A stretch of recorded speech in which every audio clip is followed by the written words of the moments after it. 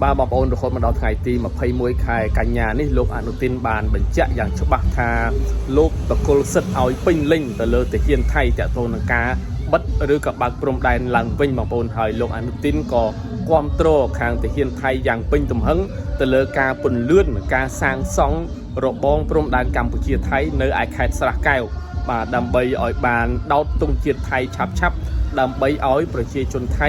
សប្បាយចិត្តបាទយើងដឹងហើយថាភាគីថៃគេបានលើកកម្រងសាងសង់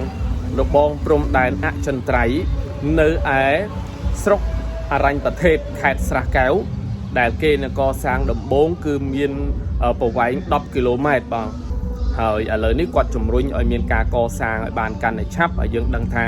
លោកអនុទានជានាយករដ្ឋមន្ត្រីទី32របស់ថៃ